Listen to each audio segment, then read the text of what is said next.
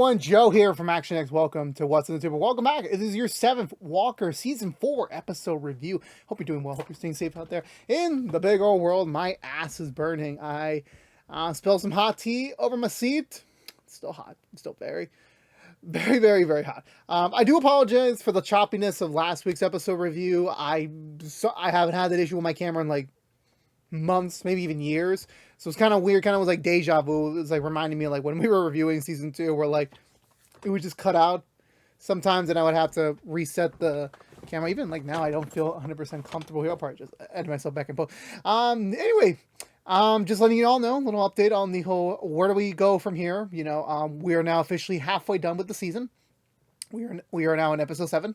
So we only have 6 more episodes to go. 6 more weeks of Walker. There's some concern. Obviously, we just had the CW upfronts a couple days ago here in New York, and some concerns. You know, there wasn't really any news on renewals. You know, they're very much, you know, CW is very budget friendly now. So they're trying not to spend more money than need be. They're morally thinking about, again, I've said this like a bajillion times before, for a while, where they're trying to focus on themselves first. Like, how does CW get benefited from making a show? Not the other way around anymore. It's the opposite way. Which again, I know that for some people it's gonna be like, no, like, you know, you're costing all these shows like having proper ending. Which again, trust me, I miss the old era where like we would get a whole season just to wrap it up. I understand that. However, sadly, this is the new norm now. You know, there's a possibility by this, not even this fall, the next fall period, we might not have any more proper CW original. It might be just CBC, which is the Canadian, which is a Canadian channel, bringing over their content for the CW, but CW is only really licensing it, which is a completely different scenario. But you know what? Again, we'll take it as maybe. You know, there's still a chance we could get another season. There may not be. I have heard the way they wrote season 4's ending is like a series finale. So if for some reason they decide to wait months after season 4 ends and then they say, yeah, we're not renewing it, sorry guys, like at least we would have somewhat of a proper ending. I don't know, maybe I'm thinking way too much about this. You know, again, like who the hell knows what's going to happen in the next 6 weeks. Anything can happen.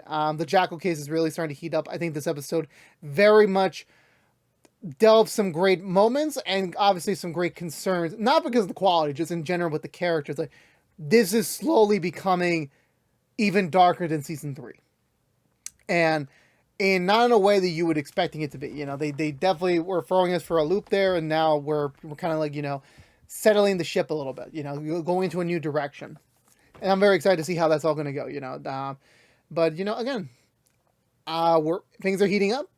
Not just my butt, but I very much enjoyed this episode a lot. I really did, and that's one of the great things about this season being, you know, week to week. We don't have to wait. We don't have to wait any longer. We're immediately just getting in there, just sliding right into the next point. But with that all being said, let's go for the butcher recap and talk about this week's episode of Walker. So we begin first thing in the morning. Walker Cordell has just finished a very long night session of reading James's book about the Jackal. He is once again surprised that yes, Jerry is not present with him, as she has just recently left to OKC to pursue opening up another sidestep to expand the business. So he's kind of a little alone. Like, he's kind of on his lonesome when it comes on the personal side. He's trying to make connections with August before he kind of, you know, starts his day, but he's like, nah, I got to meet up with Stella first, and then I got the boot camp training today, so I don't have quite time for breakfast. And honestly, I feel sorry for Cordell. I really do. It is the empty nest syndrome, where as much as he doesn't want to admit it, where Stella's already in college, Jerry is, you know, still with him, but just not present at the moment, and August is kind of already doing his own thing, and, you know, it's kind of like that bittersweet, like he wants to be there for him, and he's not given the opportunity to do that. And you know, obviously he feels bummed about that. Like, I felt that when he put away the eggs and bacon and just took out the bowl of cereal, and I'm just like, damn. I'm kind of feeling what my dad feels. I'm kind of feeling that right now. It's hitting me in the feels. But he just cracks open the book and starts, you know, reading up on the case and everything that's going on with that sort of thing. We cut back open to, I don't even know what we cut back. I don't even know what's wrong with my grammar today. Yeah, Luna's back in town. After we kind of saved some money not to have him last week, he's back. He's back in town. His captain has allowed him to return back to Austin to kind of resume the investigation with the Texas Rangers, see if they can come and win anything over there. Bit of trying to have a fine line between him and I already forgot her name. Oh my god. Oh my god. I feel so bad right now. Oh my god, it's Walker's partner. Why am I blanking? Cassie. Cassie. I am so bad with names right now. I apologize. Um, they're still kind of delving in the line of like, what are they? They had a kiss. That's about it. That's kind of all they admitted to do. They just had one kiss in the middle of Jerry's house. That was about it. And they're still kind of figuring things out. Like, they definitely do like each other. They definitely do want to bone each other. I'm just being completely honest with you there. But, Cassie's focusing right now on the lieutenant's exam, trying to finish this case up. So there's just a lot of things in Cassie's play right now that potentially adding a relationship in there might not be her strong point of concern at the moment. And thankfully Luna understands. He's like, I get it. We can stay separate. We can still talk to each other, but like any romantic elements to our connection, well, we're just gonna turn that off. Don't worry about it. Need be as day. Cordell organizes the meeting. As again, remember, James is no longer running point on this anymore. He has decided to walk away from the case, only being in the supervisor position at time to time, but he's no longer going to be hands deep into the pile anymore. So Cordell's kind of like taking the bulk of it, and we kind of start to feel the shift a little bit. We're like, you kind of starting to feel it a little bit. Where like Cordell's kind of getting a little too deeper in the case, if you know what I'm talking about. They've developed this entire prime list of suspects that kind of relate and look like the person from the Photoshop. So this is like their point of launch to kind of figure out who the heck the jackal is. It may not lead anywhere, but like again, it's the only real lead they have in months. So they kind of really need to like explore this to the very end. So that's what's on their agenda for today. Back over to the Walker Ranch. Liam is getting some workouts in. So apparently, we got now two hardworking Walkers trying to hit the gym, and Grandpa Walker's not too shy about it. It's just Grandma Walker kind of wants her living room to be a living room again, which again my parents can relate because they're in the area I'm in is supposed to be my living room, but it's actually my studio, my set, my personal belonging. So like the concept of ever having a private living room is just gone for them. So I definitely do feel that way. Liam does tell Grandpa Walker that Ben is leaving his job. He's gonna work with Grandma Mom full time, and to be closer to the Liam, to be closer to the family. And Grandpa Walker's actually a bit not happy with that because again he was kind of hoping they could finally get back on the conversation point of like retirement, figuring out what is next for them beyond the ranch. And this doesn't really seem like retirement move. This feels like more like an investment move. And I'm like, I don't even know how old Grandpa and Grandma Walker are right now, but I'm like, they're still, if you were to tell me they're in their 60s, I'd be like, I could believe that. I could very much. Even early 70s, I'll take that. Even I'll take that. That point is made. August and Stella are back over. They finally got the surveillance footage from the rent-a-cops, as they call it, from campus security about who potentially broke into Stella's bedroom. And sadly, they do not get a clear shot of the guy. He definitely knows where all the cameras were. Definitely was able to conceal his face in and out of the dormitory. So sadly, that doesn't really lead anywhere. Wilt gives Stella a text, needing some assistance. However, they don't have time to focus on that. Literally, this guy's like begging, "I need help." And so I was like, he can handle himself. We'll circle back around to it next week. So they're kind of like, once again, like at a standstill. There really is no progress on their own investigation fronts. They know Uncle Hoyt took the necklace, but they don't know where it's at. And kind of all their leads dried out. And August, recommends again, why not bring in Dad along with this? And Stella's like, no, he's just too busy right now with the Jackal case. And again, if I even tell him an ounce of what we learned, he's going to know I lied since the beginning. So that's even worse about telling him the truth. So we might as well keep this close to our chest till we solve it ourselves. So, these are, let's take a break. Let's, go kind of do our own thing for the time being, while we wait for the next move, for this, to progress further. We cut up back to the Ranger HQ. They look at almost every single suspect. Sadly, majority of them have been cleared and are not being suspected anymore as the Jackal, except for one lone individual who is kind of really weak, not really 100% the cream of the crop of potential suspects, but it's the only one that they haven't really ruled out yet. So Cordell's like, let's take a field trip, let's go to his house, let's interrogate him, let's try and get a confession, which I'm like, so your role, Cordell, there's a chain of command here. There's the chain of custody. Like, there's a proper procedure for this. It's not just you're going to get a confession out of him just because of the sake of, ending this case quickly as possible. So the four of them head over to his household. He's instantly inviting of them, just like, yeah, come in. Like, I don't mind, okay, sure, you don't have a warrant, but okay, I can answer your questions. And he's just surprised about the whole damn thing, like a genuine surprise. But Cordell's just, he's quite not feeling it. He's just like not accepting these answers. He's kind of just waiting for him to like make a move so that Cordell can just instantly strike against him. Even when he tries to get like a simple piece of paper out, Cordell just assumes he has a gun in his possession, and the guy's like, "No, I just want to give you the name of the person that's watching me. That's all." And it's just like, yeah, Cordell, you kind of need to chill out a little bit. Chill a little bit. Trey leaves the group for the time being to go lead up the last boot camp training session before their big final exam. Apparently, the reward for completing it will be to move up an extra rank in the actual boot camp training if they choose to go there in the future. And August is doing pretty well for himself. He's actually the first to finish. Little bump in the road, but he's doing very well. Definitely like all the workouts, all the training, is definitely paying off for him, and he's definitely turning out to be number one for the in the group. Sadly, there's like this other guy who's like dead last. He's just like technically he failed the thing because he couldn't finish in the required time period. And as much as Trey doesn't really hound them over about the time limits, he's just like telling them, all else, you guys are a team. Like, you all win as a team, and you all lose as a team. And that's going to be quite important later. It's going to be a little bit important later as he, continues to be the drill master that we know he is, and also just getting another job that I'm pretty sure he's not going to be paid for, if not at all. Most likely, speaking of that. We cut over back to the Walker Ranch. Stella's paying a visit. She's asking Grandpa Walker where Walker is. Apparently, she would like to get some self-defense training under her belt to protect herself, only using the guise of the break-in 6 months ago as a reasoning for this. And Grandpa Walker's like, "Don't gotta wait for Cordell. I'm right here. I got some old-fashioned, moves you can use.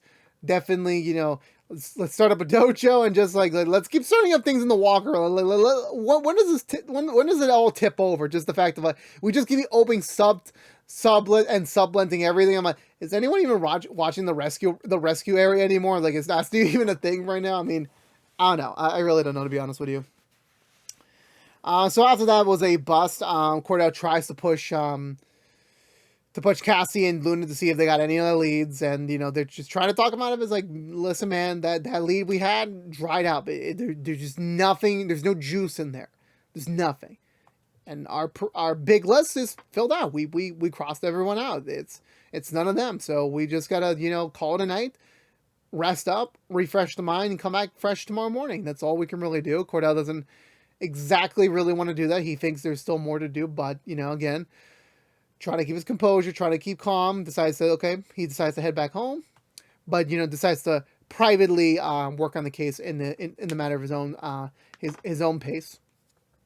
Even Grandma Walker tries to call him out on it in a very nice professional way. But Cordell's just like, nope, I'm fine. This case is very important.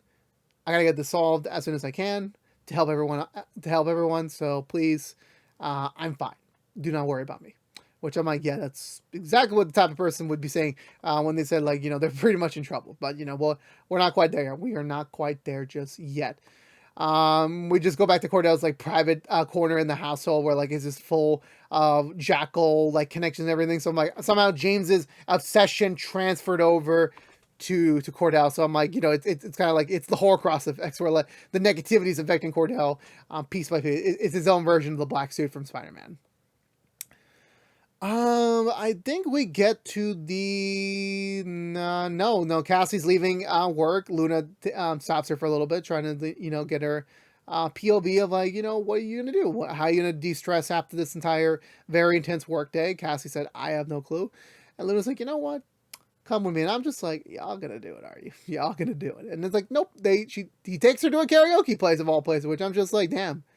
That wasn't on my bucket list for tonight. That was not on my bucket list tonight. So They instantly settle in. Apparently, Luna's kind of like a off and off regular here. Everyone knows his name. It's not like the Cheers bar, but just in general, it's they all know him. Apparently, he came over here a lot during the original case a few years ago, so they still kind of remember him around. They even give him a nickname, Corpus Kroner.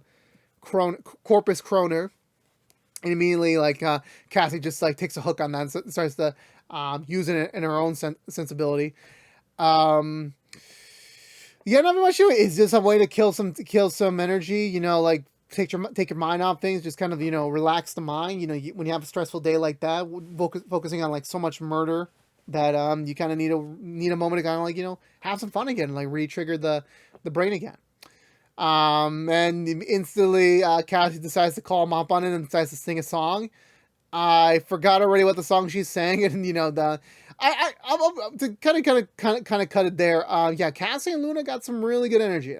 In both the relationship side, the respect side, and definitely they want to bone each other. Like definitely, there are just so many times where Cassie literally throws this dude the doomy eyes. Where like, if this was any other environment, it's like Luna's just slowly getting Cassie on him. Like, he's just like, he doesn't even do anything. I don't even think he has any riz by the way. He's just himself. And sometimes, when you meet the one, like the person that you're meant to have in your life, you don't even need to use any riz. It's just you be yourself. And I guess that's just how it's working here between them.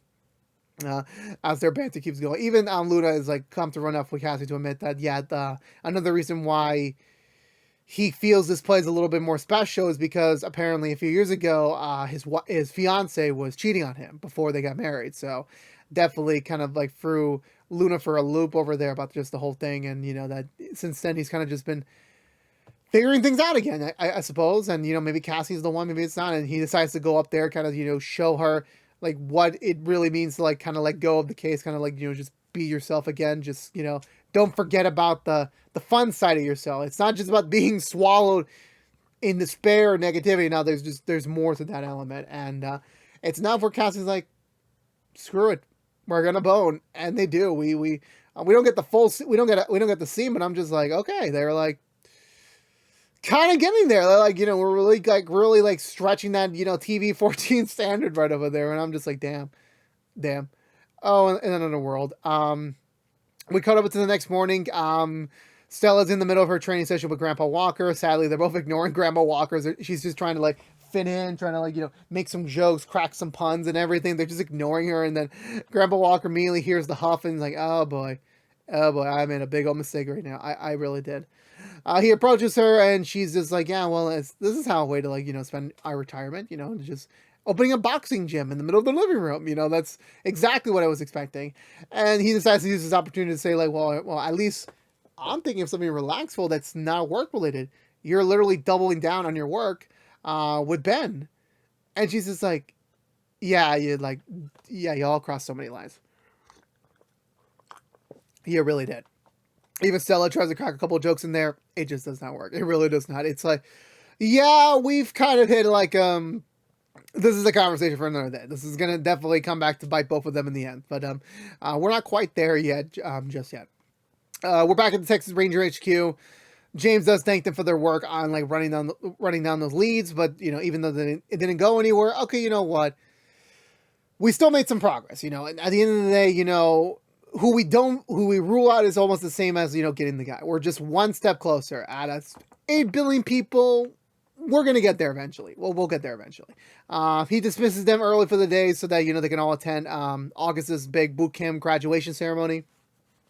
And everyone's kind of just ready to, like, head out to go do that. However, Walker, being himself, like, it is not there in his mind anymore. He brings up a new possible candidate that's, was probably never really major on the previous list, but is sticking out to Cordell like a sore thumb. Like, there's something here. We really should do it. It's near a zoo that got abandoned recently. This could be it. And obviously Cassie and Luna are trying to talk him out of it. It's like, no, dude, like this is something you're really forcing. Like there is nothing natural about this. Please calm down and just focus on going to August's thing. That's what you'd be focusing on. But Cordell's like, you know what? Okay, maybe you're right, but it's on the way there, so I might as well take a look at it anyway. And Cassie's like, okay, fine, I'll go with you. But then we're immediately going to August thing. There's no like, we're gonna take a quick look around, rule it out, and then immediately go back. And Luna decides to join them as well because I don't know why he's going. I guess he's just like overheard the conversation, didn't want to want to feel left out on that point.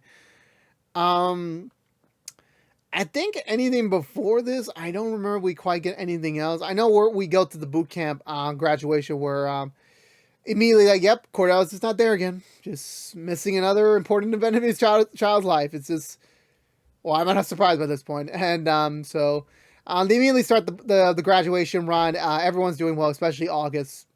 August is actually like close enough to beat the record for the activity, but however, he notices the guy who went in last place yesterday still sadly behind, and he's going to fail the test. So August decides to forfeit his advantage position to go help him out, give him a little motivation that he needs to kind of win, to kind of, they didn't finish the time, but Trey decides to give them the win still for like, this is what it's all about. It's not about just being the best, it's about being part of a team. And then, August managed to step up today and actually showcase that result. So we cut over back to the abandoned zoo. This is really abandoned, and it also does not help that as they're walking into the zoo, there's like a dead coyote, maybe a jackal. I'm not 100% certain what that is. It's a dead animal, like very much like well past dead, and it's like, yeah, it's an omen. Like y'all should be here. Like you should be going over to August, right? I just enjoy like a nice time, a nice event. That's what y'all should be doing. Like, going to this creepy abandoned zoo.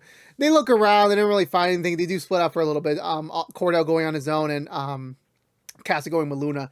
Cassie and Luna eventually discovered this shed on the corner of the property. They managed to find some very odd equipment there. They find an extension cord. They find like carpet covering up like this not cardboard, like a cutout into the floor. They go inside, and there's just like way too many things in connection with the jackal, like too many things that fit the MO on how he handles his victims and everything. This is just, they found the lair, which I'm like, damn.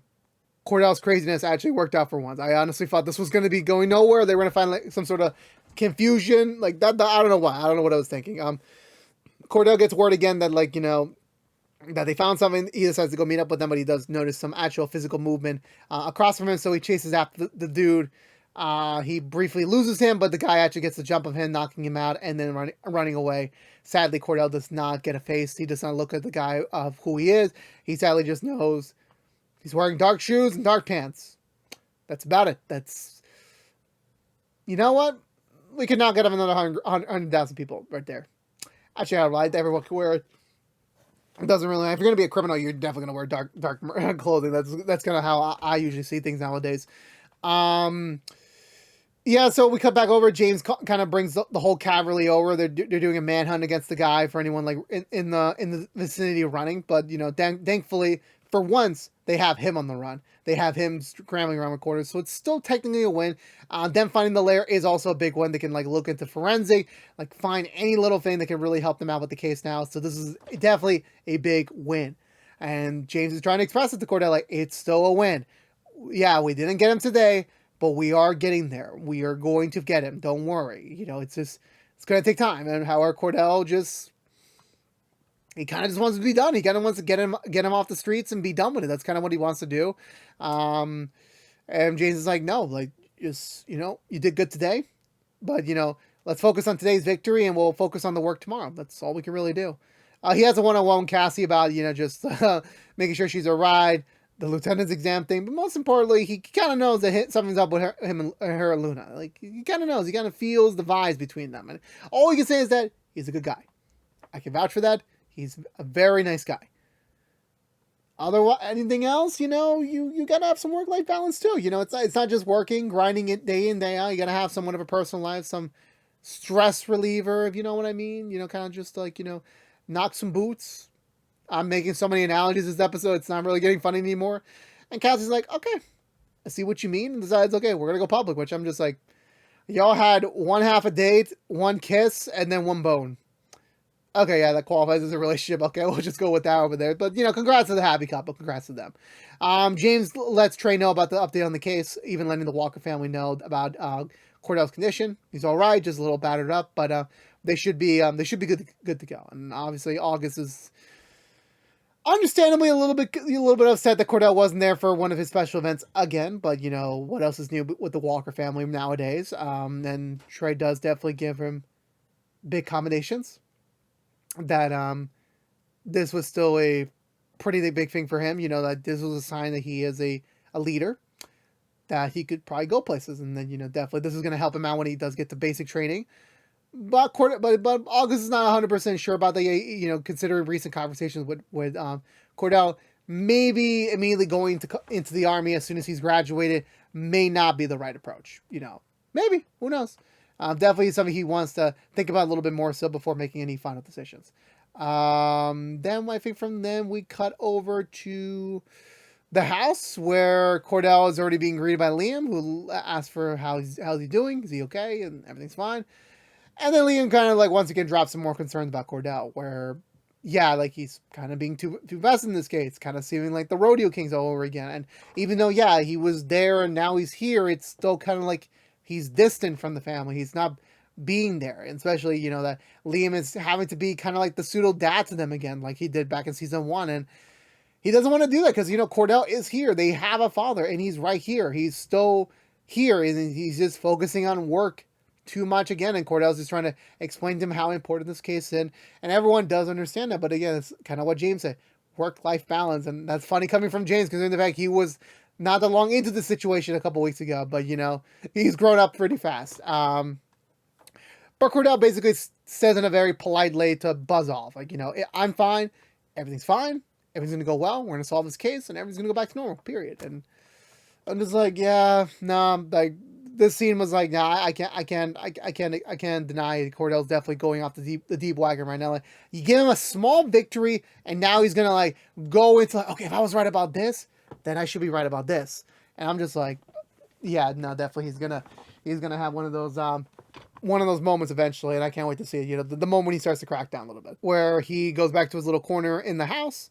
He returns back to his jackal board. However, he did steal one of the evidence pieces from the crime scene. It's one of the jackal's restraints, and I don't know quite what he's doing. He's like tying the restraint on himself, probably to give him either the motivation to like think like the jackal, or trying to like, you know, think. I don't really know what he's doing. The way they shot this scene, the way they edited the scene was kind of creepy. Because like, is Cordell like kind of like trying to get himself over to the other side so that he can know exactly what he's thinking about the jackal? I mean, I don't really know. I really don't know. But the most important thing is that, you know, Cordell is going off the deep end. How much further will he go off the deep end? We'll just have to wait and see. We'll have to wait and all see. But that was it for this week's episode of Walker, which I very much liked. I think this is definitely another grade 1 for the season.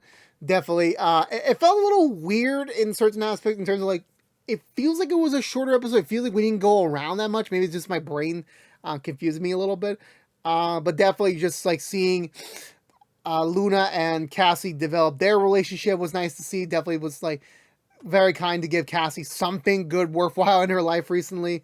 August like actually, he's mature. He's very much growing up. You know, this is like not the same August we saw like a few years ago back in season 1. This isn't the same guy. He's definitely is growing a lot. And you can see that. You saw that in this episode, and I found that very appreciative. The jackal thing, yeah, I'm still very curious to see how they're gonna like, you know, really like get what is the emotional punch. You know, every single big bad has had that emotional baggage. So like, what's gonna be for this one? Like, you know, like, I can't wait to see. I can't wait to see when they eventually do reveal him, what the whole motivation is. I really can't wait. You know, like that's, you know, definitely all the moves they've been making right now relating to him has definitely worked out in their favor. It definitely is working out the way that it should be. And I just can't wait to see how it's all gonna you know, really turn together as now we approach the second half of the season. But with all that being said, I'm going to give this episode 2 thumbs up. Let me know in the comments below what you think of this week's episode of Walker. I would love to hear your thoughts down below, as always. But I believe that's going to do it for me today, everyone. So if you're unaware, this has been What's the 2 from ActionX, reviewing every episode in the 4th season of Walker. If you want to know what we're doing normally, What's the 2 besides our Walker episode reviews. Right now, we are currently doing rookie episode reviews each and every week after brand new episodes on ABC. But if you don't care about Walker, you're in luck. We'll be back next week with another brand new episode review for you. So stay tuned until then. But until we see each other then, thank you so much for watching again. Please stay safe out there. Be good to each other. And remember, don't forget to like, favorite, share, subscribe for more, ring that bell, and all the goodies all over the social media feeds. But again, please stay safe out there, be good to each other, and as always, peace out.